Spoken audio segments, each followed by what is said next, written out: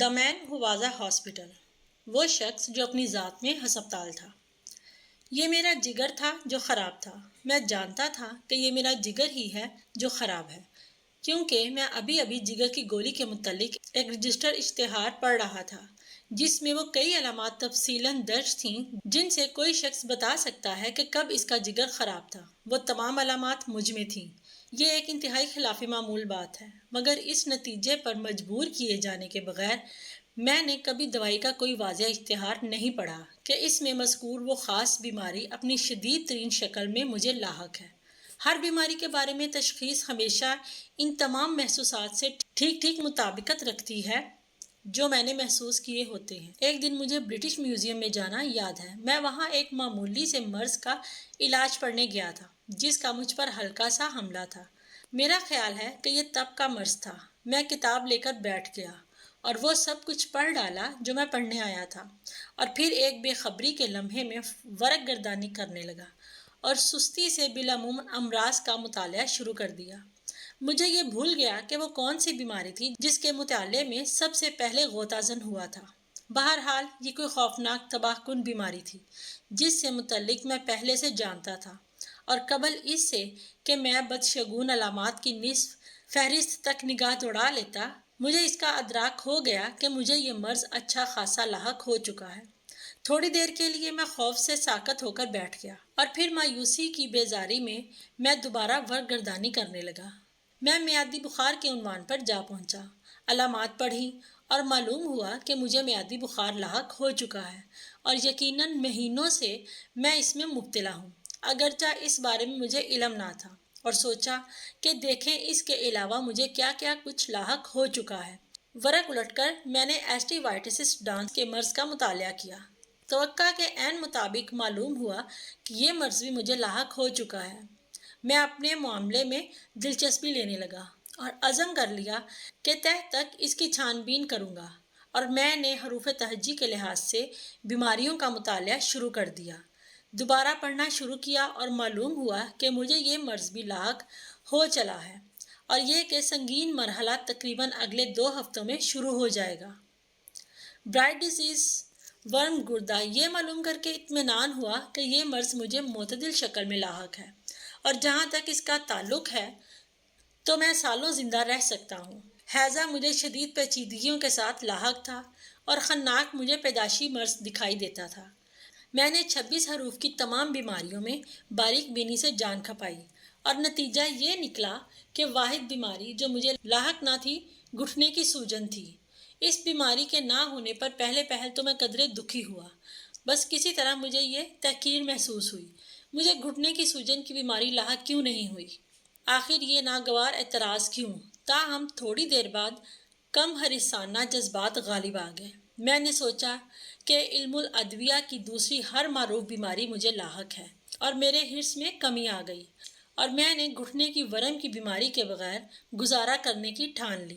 جوڑوں کا درد، لگتا یہی تھا، مجھے اپنے انتہائی ہلاکت خیز مرحلے کے شکنجے میں جکڑ چکا ہے، اور میں اس سے آگاہ تک نہ تھا، اور زائموسس مجھے واضح طور پر لڑکپن سے لاحق تھا۔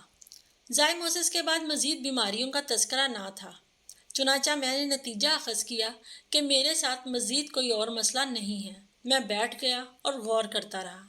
میں نے سوچا کہ طبی نقطہ نظر سے یہ معاملہ کتنا دلچسپ ہوگا۔ کسی میڈیکل کلاس کے لیے میں کتنا زبردست اثاثہ ہوں۔ طلباء کو ہسپتالوں میں پھرنے کی ضرورت نہیں ہوگی اگر میں ان کے پاس ہوں۔ میں اپنی ذات میں ہسپتال تھا، انہیں صرف اتنا کرنا تھا کہ میرے گرد گھومیں اور اس کے بعد اپنے ڈپلومے کی سند حاصل کر لیں۔ پھر میں نے سوچا کہ میں کتنا عرصہ زندہ رہ پاؤں گا۔ میں نے اپنا معائنہ کرنے کی کوشش کی، میں نے اپنی نبض محسوس کی۔ پہلے تو مجھے کوئی نبض ہی نہ ملی، پھر اچانک یہ چلتی ہوئی محسوس ہوئی۔ میں نے اپنی گھڑی نکالی اور اس نبض کا وقت نوٹ کیا۔ میں نے اس کی رفتار 147 دھڑکنیں فی منٹ پائیں۔ میں نے اپنے دل کی دھڑکن کو محسوس کرنے کی کوشش کی۔ میں اپنے دل کی دھڑکن کو محسوس نہ کر سکا، یہ دھڑکنا بند ہو چکا تھا۔ اس وقت سے میں یہ رائے رکھنے پر آمادہ ہوا کہ یہ دل ہر وقت اپنی جگہ پر رہا ہوگا اور ضرور دھڑکتا رہا ہوگا، مگر میں اس کی وضاحت نہیں کر سکتا۔ میں اپنے جسم کے تمام اگلے حصوں کو اپنی کمر سے لے کر اپنے سر تک اور کسی قدر دونوں اطراف میں اور کسی قدر اپنی پیٹھ پر اوپر کی جانب تھپ تھپایا، لیکن میں کچھ محسوس یا سن نہ سکا۔ میں نے اپنی زبان کو دیکھنے کی کوشش کی۔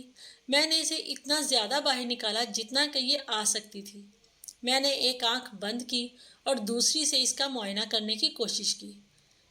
میں صرف زبان کی نوک دیکھ سکا، اور اس سے وہ واحد چیز جو میں معلوم کر سکا وہ یہ تھی کہ مجھے پہلے سے بھی زیادہ یقین ہو گیا کہ میں لال بخار میں مبتلا ہوں۔ میں اس برٹش میوزیم کی مطالعہ گاہ میں ایک خوشباش اور صحت مند آدمی کی صورت میں چل کر گیا تھا، اور میں شکستہ تباہ حال آدمی کی صورت میں گھسٹتا ہوا باہر آیا۔ میں اپنے ڈاکٹر کے پاس گیا۔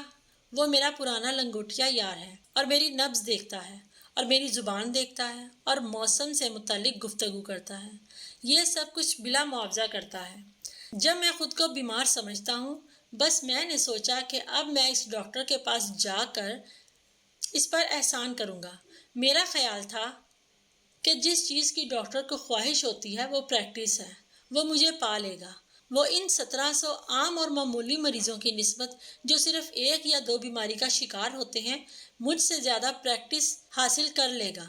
بس میں سیدھا اس کے پاس گیا اور اس سے ملا، اور اس نے کہا، اچھا، آپ کے ساتھ کیا مسئلہ ہے جناب؟ میں نے کہا، پیارے دوست، میں یہ بتانے میں آپ کا زیادہ وقت نہیں لوں گا کہ میرے ساتھ کیا مسئلہ ہے۔ زندگی مختصر ہے، اور ہو سکتا ہے کہ میرے بات ختم کرنے سے پہلے تم گزر جاؤ، لہٰذا میں صرف تمہیں یہ بتاؤں گا کہ میرے ساتھ کیا مسئلہ نہیں ہے۔ مجھے گھٹنے کی ورم کی شکایت نہیں ہوئی۔ میں تمہیں اس کی وجہ نہیں بتا سکتا، مگر حقیقت یہی ہے کہ مجھے یہ مرض لاحق نہیں ہوا ہے۔ تاہم اس کے علاوہ ہر بیماری مجھے لاحق ہو چکی ہے، اور میں نے اسے بتایا کہ کس طرح مجھے یہ تمام کچھ معلوم ہوا ہے۔ پھر اس نے میرا منہ کھولا اور اس کے اندر دیکھا، اور مضبوطی سے میری کلائی کو پکڑا، اور پھر مجھے چھاتی پر مکہ مارا۔ میں اس کی توقع نہیں کر رہا تھا۔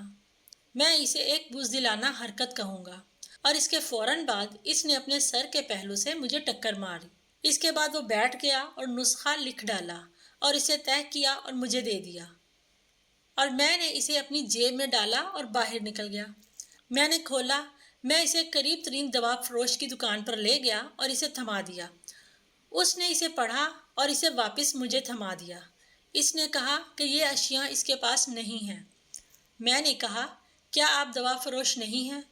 اس نے کہا، میں ایک دوا فروش ہوں۔ اگر میری دکان بیک وقت امدادی باہمی سے چلنے والا اسٹور اور فیملی ہوٹل ہوتا تو شاید میں آپ کے کام آ سکتا تھا، مگر میرا صرف دوا فروش ہونا ہی میری راہ میں مزاحم ہے۔ میں نے نسخہ پڑھا۔ اس میں درج تھا 1 پاؤنڈ بڑا گوشت ہر 6 گھنٹے بعد، ہر صبح 10 میل لمبی سیر، ہر رات ٹھیک 11 بجے سونا۔ اپنے دماغ کو ایسی چیزوں میں مت کھپائیے جنہیں آپ نہیں سمجھتے۔ میں نے ان ہدایات پر عمل کیا۔ اس کا خوشگوار نتیجہ نکلا۔ اپنے جذبات کا اظہار کروں یہ کہ میری زندگی بچ گئی اور ابھی تک بسر ہو رہی ہے۔